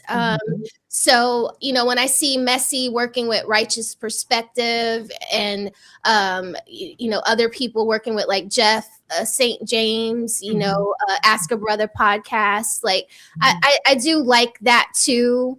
And so, I want to do more of that, more of this with Sandra, have more serious conversations outside of relationships. Right. So you'll see a change in me.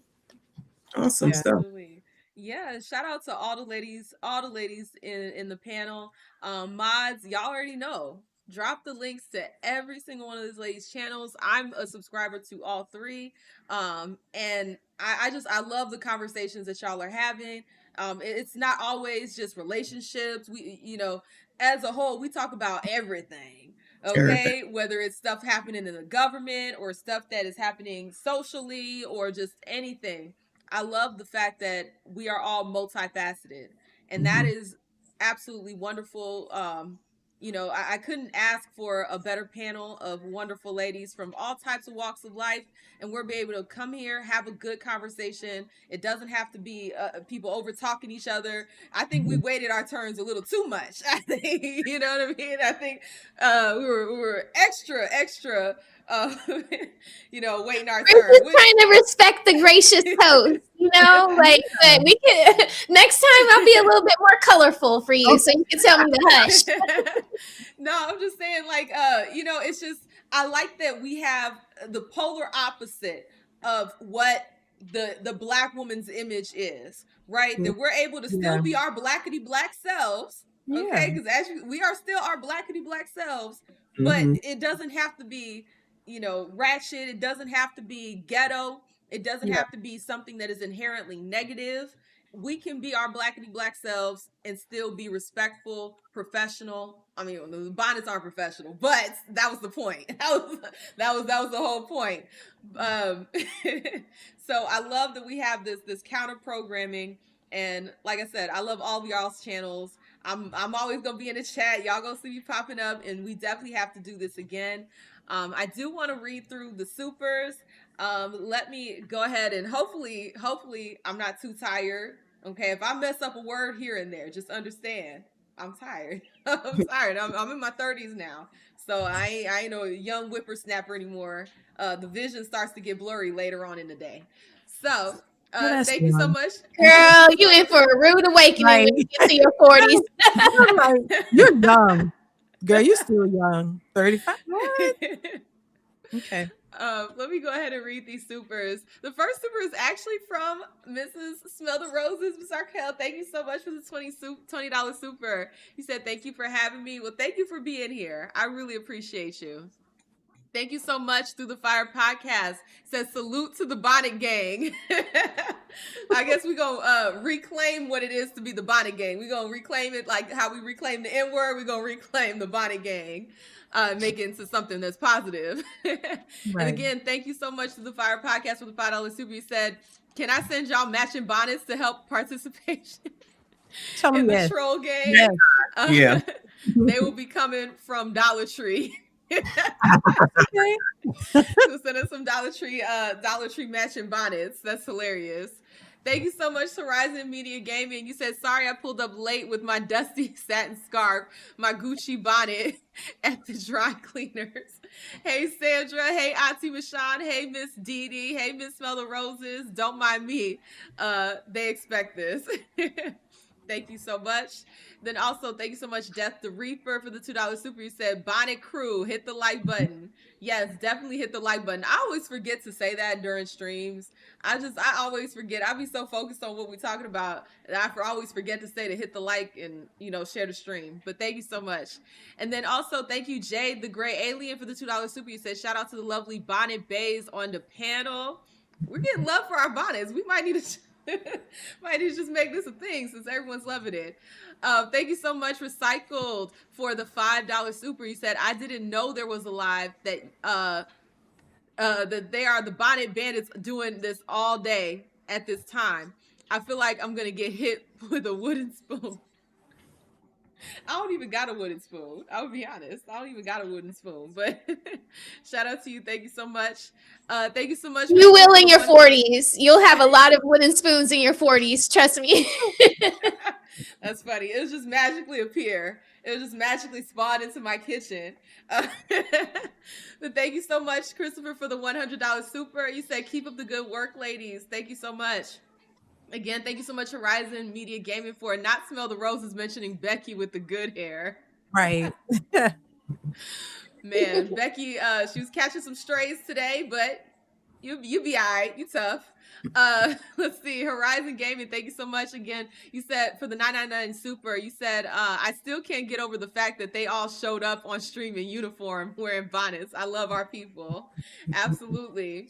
And then also we have Horizon Media Gaming with the 999 super with I'm subscribing to Mrs. Smell the Roses channel right now. Just shouting out the sassy straights in the chat. Shout out to you. Thank you so much, Blue X, for the $2 super. You said shout out to the Bonnet Crew. Okay, we reclaiming the Bonnet crew. Horizon Media Gaming 999 Super as a certified member and representative for the Dominican Tethers and Sassy Straights in the chat. We sincerely apologize for giving y'all Cardi B. Auntie Michonne played the Musty Tether song. Absolutely. Tether, I am talking to you. Okay. You are This song's been killing me. Oh my god. That's funny. This song's been killing me. And then the AI video to go along with it. Oh my god. It sends me every single time. It goes hard though. It goes hard. We're just watching this. There's Musty Tether. Oh wait, I must have missed it. What is it? Oh Lord. I'll tag you. I'll tag you in it on Instagram so you can see it. Oh my god. The Musty Tether. And then shout out to Death the Reaper for the $10 super. He said, remember Cardi admitted to men. But 304ing has become a way of life. 304ing is more important than drinking water, said by 304. Backed by low testosterone men. Hit the like. Goodness gracious. Thank you so much, Jaywick Podcast, for the $5 super. He said, I don't approve of my faves rocking bonnets. I do not agree. Grace and peace, ladies. Absolutely. If y'all hear that, that's my son. He's in the background babbling. He's realized that he can make more sounds than just crying. So that's what he's doing in the background.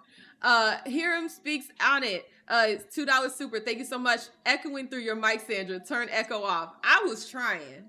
Okay, I was trying my best. The echo had me in a chokehold, so I had to just stop with the videos because I didn't even know how to fix that. I wasn't gonna waste our time trying to fix that. Thank you so much again for the Horizon Media Gaming for the 999 super. You said, nah, don't say sorry, Auntie. Keep going. Yeah, Messy, when you were cooking, you apologize for going on. We were all sitting here just sipping tea. We were sitting here sipping tea. Let's see. NTAT channel. Thank you so much for the $2 super. You said, tell them Messy. Yes, sis. Go, sis. Absolutely. Horizon Media Gaming, thank you so much for 499 super. He said, because all of y'all are crusty, dusty, musky, ass, bum, sassy straights, say I'm lying. Messy Michonne 2024 to present. That's too funny. Thank you so much, Chris, for the 499 super. To Messy's point, I bought a house in Maryland, got $10,000 in down payment help, and after 5 years, don't have to pay it back. My broker was white. The money is out there. You don't gotta wait for it to be for blacks only to go and apply for it. Let's see. Thank you so much, Horizon Media Gaming, for the 999 super. You said, also to Auntie Michonne's point, I bought my house alone with a VA home loan in 2020 at 2.78% interest rate without a co-signer. But I guess those opportunities are only for white people. Yep. Shout out to our veterans. Yep. Yes, definitely. Shout out to the vets. And then let's see. I'm getting through them. I'm going as fast as I can. 3 a.m. Thought Club. Thank you so much for the $10 super. You said, hey, ladies, great collab discussion. Bonnet Babes. So we got all the names. Bonnet Crew, Bonnet Babes, Bonnet Bays, all the names. We have Jay the Gray Alien. Thank you so much for the $2 super. You said, don't Ja Rule and Case have a song called Wigging It Up? I've never heard that song before. I never heard that.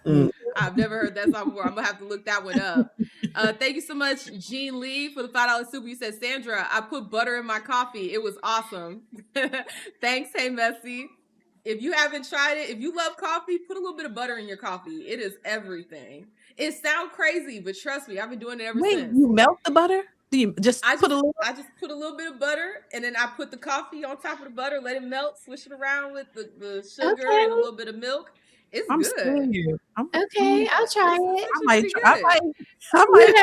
like butter on anything, so it's so good. And then the last super we have is from Prince. Thank you so much for the $5 super. You said, shout out to the MSD Bontastic 4. You ladies are amazing voices. Thank y'all so much to everybody Thank in the you. chat, and thank you, ladies, for joining me on this live stream. We will definitely have to collab again. Yes. My son, he went from talking and now he's actually screaming, so I do have to This get up was out of fun. here. This was But thank fun. y'all so much. You're And welcome. we You're will definitely do this again. All right, Okay. y'all. Good night. Y'all, Good night. y'all be safe. Take care.